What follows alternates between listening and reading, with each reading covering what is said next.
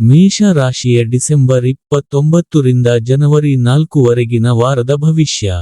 ಶನಿ 12ನೇ ಮನೆಯಲ್ಲಿರುವುದರಿಂದ, ನೀವು ಯಾವುದೇ ದೊಡ್ಡ ಕಾಯಿಲೆಯಿಂದ ಬಳಲುತ್ತಿದ್ದರೆ, ಈ ವಾರ ವೈದ್ಯರ ಕಠಿಣ ಪರಿಶ್ರಮ ಮತ್ತು ನಿಮ್ಮ ಕುಟುಂಬ ಸದಸ್ಯರ ಸರಿಯಾದ ಆರೈಕೆ ನಿಮ್ಮ ಆರೋಗ್ಯದಲ್ಲಿ ಸುಧಾರಣೆಯನ್ನು ತರುತ್ತದೆ.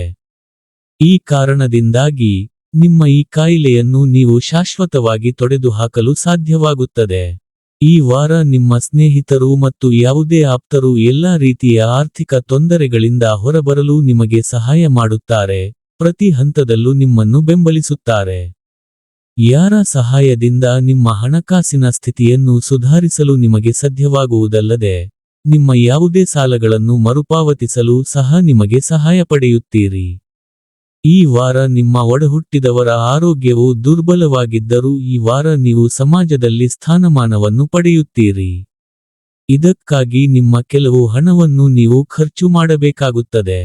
ಆದರೆ ಈ ಸಮಯದಲ್ಲಿ, ನಿಮ್ಮ ಕುಟುಂಬದ ಎಲ್ಲಾ ಜವಾಬ್ದಾರಿಗಳನ್ನು ನಿಮ್ಮಿಂದ ಪೂರೈಸುವುದು, ಮನೆಯಲ್ಲಿಯೂ ನಿಮಗೆ ಗೌರವವನ್ನು ನೀಡುವ ಕೆಲಸ ಮಾಡುತ್ತದೆ.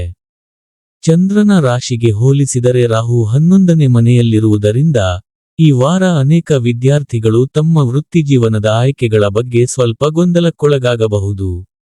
ಈ ಕಾರಣದಿಂದಾಗಿ ಅವರ ಹೃದಯ ಮತ್ತು ಮನಸ್ಸು ಕುಟುಂಬದ ಸಲಹೆಗಳಿಂದ ವಿರುದ್ಧ ದಿಕ್ಕಿನಲ್ಲಿ ಹೋಗುವುದನ್ನು ಕಾಣಬಹುದು. ಅಂತಹ ಪರಿಸ್ಥಿತಿಯಲ್ಲಿ, ಅವರ ಹೃದಯ ಏನೇ ಹೇಳಿದರೂ, ಅದೇ ಪ್ರದೇಶದಲ್ಲಿ ಮುಂದುವರಿಯುವುದು ಅವರಿಗೆ ಸೂಕ್ತವಾಗಿರುತ್ತದೆ.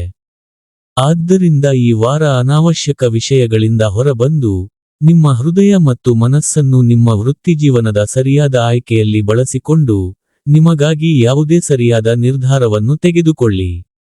ಈ ವಾರದ ಪರಿಹಾರ: ಪ್ರತಿದಿನ 27 ಬಾರಿ ಓಂ ಮಂಗಳಾಯ ನಮಃ ಎಂದು ಜಪಿಸಿ.